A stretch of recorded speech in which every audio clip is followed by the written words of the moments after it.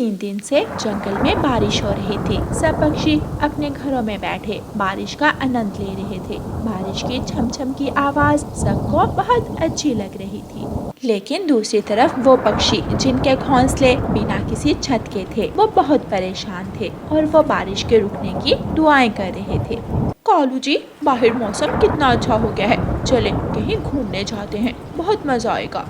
मजे की लगती बाहर पक्षी रो रहे हैं जिनके पास घर नहीं, और तुम घर होने के बावजूद घर से बाहर जाने की बात कर रही हो। मैं समझता था कि तुम आधी पागल हो, लेकिन आज विश्वास हो गया कि तुम पूरी की पूरी ही पागल हो। पूरे जंगल में बाढ़ आ गई। पक्षियों के घरों में पानी भरने लगा था और बारी बारी घर गिरने लगते हैं। रानो चिड़िया अपने घर में उदास बैठी थी कि लूसी उसके पास आती है। रानो, जल्दी करो, अपने घर से बाहर आ जाओ, बाढ़ का पानी तुम्हारे घर की तरफ आ रहा है। लेकिन मैं अपने अंडे को छोड़कर कैसे आऊँ? मैं अपना अंडा नहीं छोड़ सकती। ऐसे बेवकूफ़ी ना करो, जल्दी करो, घर से बाहर निकलो। ऐसा करो, तुम अपना अंडा भी साथ ले लो। रानो चिड़िया अपना अंडा लेती है और घर से बाहर निकल आती है। रानो चिड़िया उड़ती हुई आ रही थी कि उसके पंजों से उसका अंडा गिर जाता है और बारिश के पानी में बह जाता है। कालू कौवा देख लेता है। वो चिड़िया के अंडे को उठाने की बहुत कोशिश करता है, लेकिन वो अंडा तेज पानी में बह जाता है। रानो बहन, माफ करना, मैंने बहुत कोशिश की, लेकिन मैं आपके अंडे को बचा ना सका। मैंने अपने अंडे को लेकर कितने सपने सजाए थे कि जब मेरे अंडे से बच्चा बाहर आएगा, ये करूँगी, वो करूँगी। लूसी, रानो, जल्दी उड़ो, जल्दी करो, वो देखो पानी मैना के घर की तरफ जा रहा है। हमें जल्दी जाकर उसे बताना होगा। वो सब पक्षी जल्दी से उड़ते हैं और मैना के घर की तरफ जाते हैं। कौवा मैना के घर के दरवाजे पर दस्तक देता है। मैना, जल्दी करो, जल्दी घर से बाहर आओ, बाढ़ का पानी तुम्हारे घर की तरफ आ रहा है। ये कालू का बच्चा फिर से मुझे तंग करने आ गया। भाग जा यहाँ से कालू के बच्चे, अब मैं तुम्हारी बात नहीं मानूंगी। हर बार तुम मेरे साथ झूठ बोलते हो। मैना, कालू भाई झूठ नहीं बोल रहे, सच में बाढ़ का पानी आपके घर की तरफ आ रहा है। मैना जब अपने घर की तरफ देखती है तो उसके घर की छत गिर रही थी और पानी घर में दाखिल होने लगता है। मैना जल्दी से अपने घर से बाहर निकलती है। सब पक्षी वहाँ से उड़ जाते हैं। उनके उड़ते ही मैना का घर नीचे गिर जाता है। वो सब पक्षी एक बड़े पेड़ के नीचे बैठ जाते हैं। मोटी मैना, अब भी ना निकलती, अपने घर बैठी रहती। अगर मैं समय पर आकर तुम्हें ना बताता तो तुमने आज पानी में तैरती हुई जाना था। सब हंसने लगते हैं। माफ़ करना मुझे कालू, लेकिन तुम मुझे हर वक्त झूठ बोलकर तंग करते थे, इसलिए मुझे विश्वास नहीं आया। छोड़ो अब इन सब बातों को, हमें किसी सुरक्षित जगह पर जाना होगा। अगर हम यहीं बैठे रहे तो बारिश के ठंडे पानी और ठंडी हवा की वजह से बीमार हो जाएंगे। गोरी कौवी अपने घर में ही थी। गोरी कौवी का घर बहुत मजबूत था, लेकिन वो बाढ़ की वजह से हिलने लगता है। कालू, ये क्या कर रहे हो? पेड़ को क्यों हिला रहे हो? क्या पागल हो गए हो? घर के अंदर आ जाओ। मुझे तो घर से बाहर जाने नहीं दे रहे थे और खुद घर से बाहर जाकर बैठे हो। गोरी कौवी घर से बाहर जाकर देखती है तो उसका घर पानी में डूब रहा था। हाय, मैं मर गई। कालू जी, हमारा घर पानी में डूब रहा है। गौरी जल्दी से वहाँ से उड़ती है। वो उड़ती हुई जा रही थी कि वो देखती है कि सब पक्षियों के घर टूटे पड़े थे। गौरी एक पेड़ की ऊंची शाख पर बैठ जाती है। अरे, ये क्या हाल हो गया जंगल का? और कालू के बच्चे ने मुझे कुछ बताया ही नहीं। मिल जाए मुझे ये एक बार। गौरी कौवी फिर से उड़ती है। वो उड़ती उड़ती बड़े पेड़ के पास पहुँच जाती है। वो कालू को देख लेती है। ये बैठा हुआ है कालू का बच्चा, सब्र कर, तेरा तो मैं इलाज करती हूँ। पानी में एक झाड़ू बहता हुआ आ रहा था। गौरी वो झाड़ू उठाती है और जाते ही कालू की पिटाई शुरू कर देती है। काले कलोटे, तुम्हें बाकी सब पक्षियों की टेंशन थी सिवाय मेरे। ये मोटी मैना को तुमने बचा लिया जो धरती पर बोझ बनकर बैठी हुई है, लेकिन मेरे जैसी सुंदर नाजुक मिजाज मासूम सी पत्नी को तुमने पूछा तक नहीं। ओए होए, मासूम सी नाजुक मिजाज और सुंदर, वाह वाह। सब पक्षी हंसने लगते हैं। गौरी बहन, कालू भाई को माफ़ कर दो, वो दोबारा ऐसा नहीं करेगा।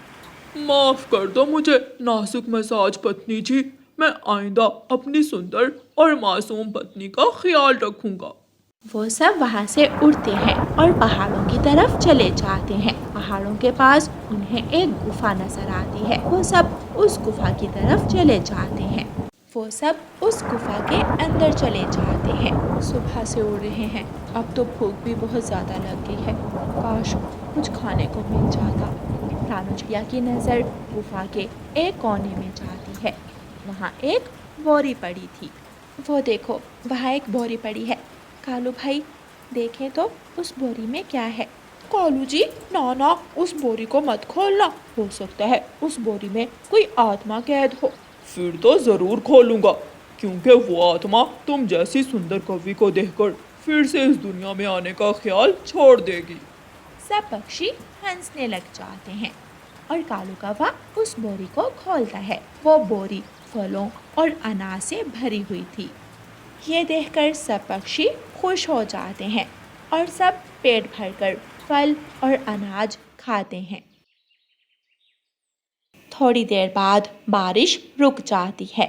जंगल में बाढ़ का पानी खत्म होने लगता है। हर तरफ सब्जा ही सब्जा था। सभी पेड़ पौधे बारिश के पानी से नहा चुके थे।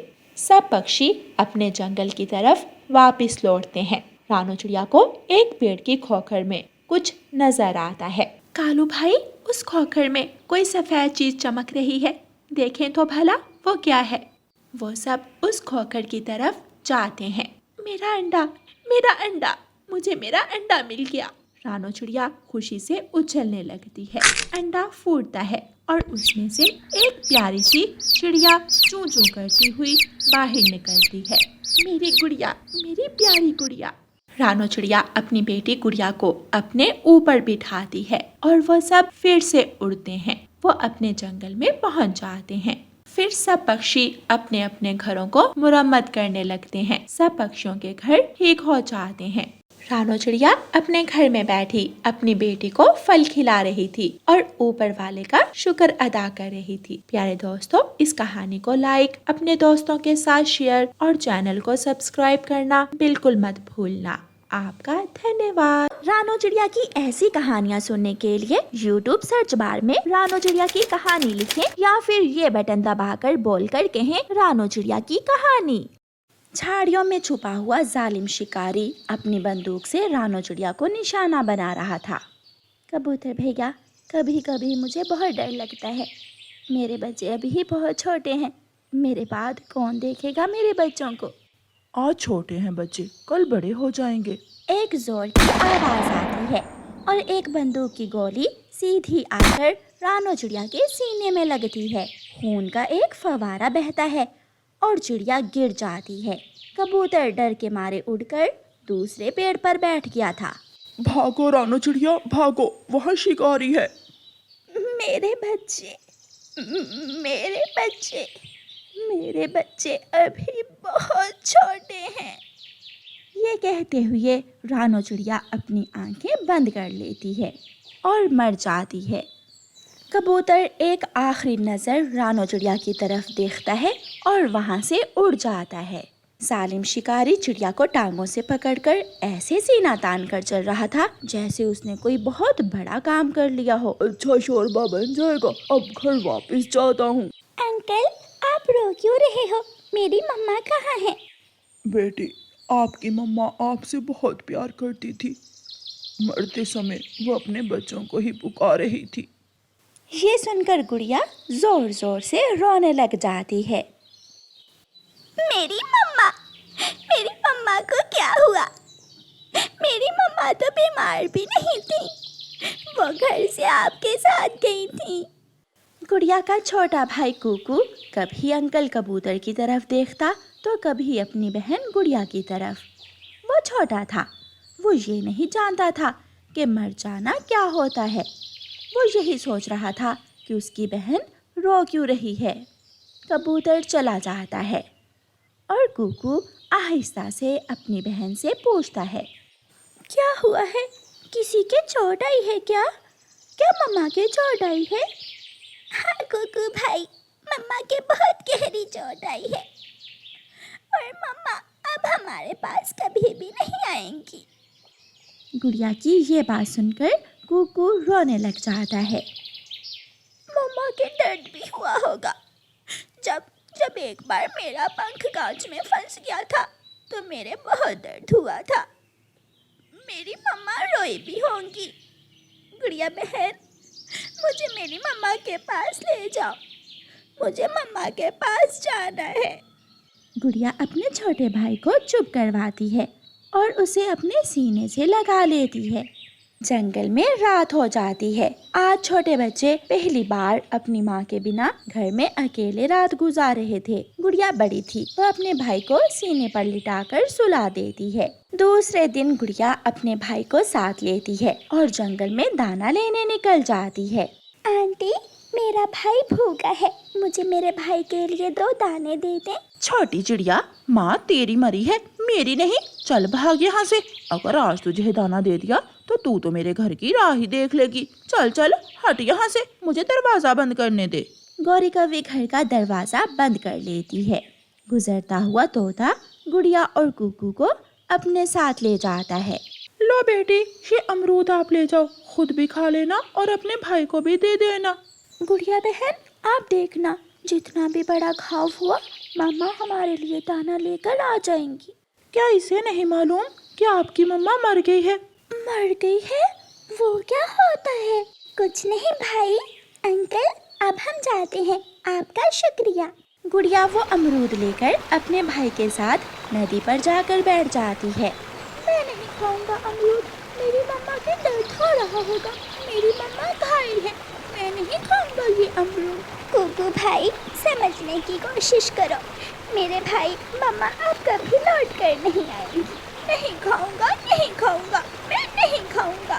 कुकू वहाँ से चला जाता है और जाकर झरने के पास बैठ जाता है। गुड़िया अपने भाई के पीछे जाती है। कुकू मेरे भाई, मैंने कहा ना कि मम्मा के अब दर्द नहीं हो रहा, आप भोजन खा लें। मुझे पागल मत बनाओ, मुझे पता है जब घाव होता है तो बहुत दर्द होता है। गुड़िया थोड़ी ऊंची आवाज में बोलती है। हमारी मम्मा मर गई है और जब कोई मर जाए तो सारे दर्द, सारे दुख खत्म हो जाते हैं। झूठी, तुम झूठी हो। दोनों बच्चों की बातें सुनकर एक बूढ़ी चिड़िया वहाँ आ जाती है। बेटा, अपनी बहन की बात मान लो और भोजन खा लो। आपकी मम्मा को अब दर्द से मुक्ति मिल गई है, क्योंकि दर्द जिंदा पक्षियों को होता है, जो मर जाए उनका दर्द भी खत्म हो जाता है। अगर मर जाने से दर्द रुक जाता है तो फिर तो अच्छा ही हुआ जो मेरी मम्मा मर गई।